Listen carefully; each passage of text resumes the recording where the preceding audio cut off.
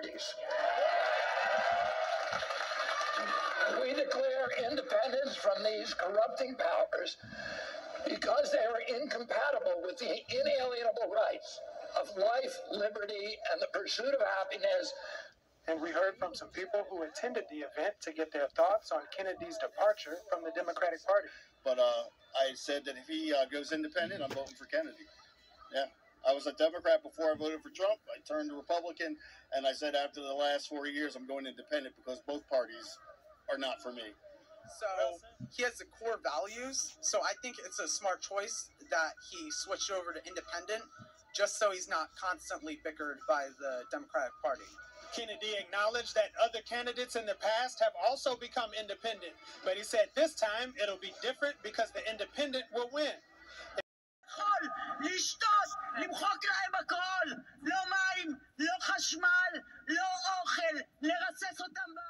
Don't let them eat, drink, erase everything there. No water, no electricity, no food. An Israeli mother lashes out against Hamas after her son went missing after the attack. Before he went missing, her 24-year-old son named Oz called her to tell her he was shot in the hand and chest. We have no strength for the suffering. What is happening here in what country? I want my child. Victims tried to hide, but many ended up kidnapped, killed, or missing. She called us and said, "Mommy, we were both. They shot at us. The car was shot. We cannot drive. Everybody was shot. They were bleeding." And she was talking to me and said, "Mommy, help us. We don't know what to do." Israeli mother Mirav Ganen has 5 kids, one of which was at the party. She says her daughter was bleeding and about to lose consciousness as she was trying to escape. She is still missing. They are talking Arabic. They told them, lay down with their face to the ground, with their faces one next to the other. Hold your hands together. Don't even breathe. Stop your breathing. Yuri David is the father of 2 missing girls. He had a phone connection with them during the attack where he heard Arabic voices ordering them to lie down.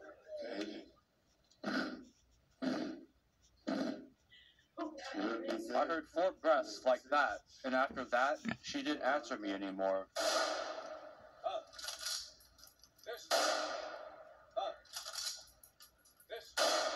Israeli soldiers fire rifles into the air in honor of a soldier who died fighting Hamas near the festival.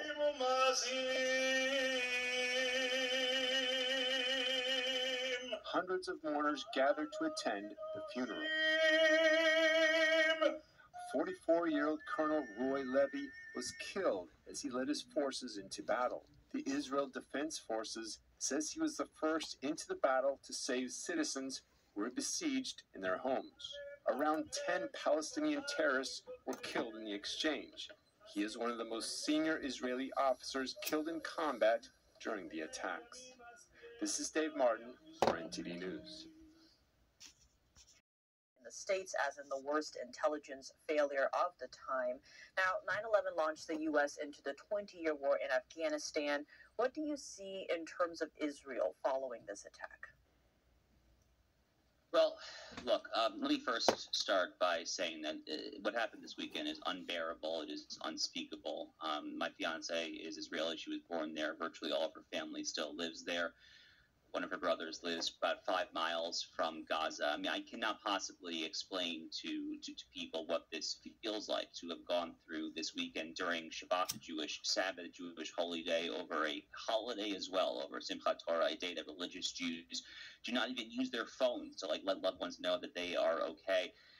And this was a truly unprecedented land, sea, and air invasion. Obviously, it is the Iranian regime, top to bottom, that was planning these attacks, that was coordinating these attacks with Hamas. We saw the Wall Street Journal later on Sunday confirm that that is the case. Israeli intelligence hasn't quite confirmed that, but all it takes is a quick look at the sophistication of these joint land, sea, and air attacks. This is different in kind, not in degree, different in kind than anything Hamas has ever done since they took over the Gaza Strip back in 2007 after a bloody war with the Palestinian Authority. And Israel has no choice whatsoever to do what they should have done a very long time ago, which is a sustained operation in Gaza to get as many civilians out as possible, but stay in there for as long as needs to happen to demolish any and all infrastructure that even remotely smacks of jihadist infrastructure. What Hamas does is they put rocket launchers, they put all sorts of weapons, the terror tunnel, they put it in mosques, they put it in schools. They are known to use children and women and elderly as human shields under the international laws of war. Every single death of a civilian in that situation is at the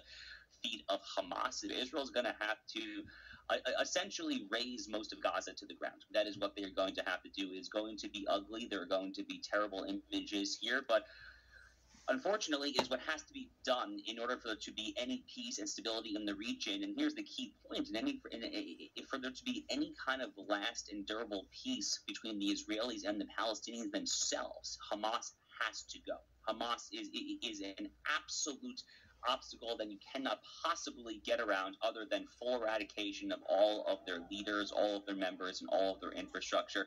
They are no different than ISIS or any other group. So the fight is going to be in Gaza right now. Obviously, Hezbollah getting in from Lebanon could dramatically complicate the picture. We have a hostage crisis right now. I expect Mossad to start trying to take out the heads of Hamas in Doha. Qatar is where most of them live. I expect some targeted assassinations inside Qatar.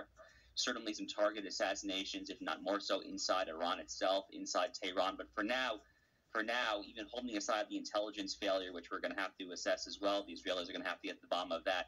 Right now, the focus is on securing the Israeli homeland, reestablishing control over the borders, operational control, and then raising Gaza to the ground while protecting as much civilian life as possible.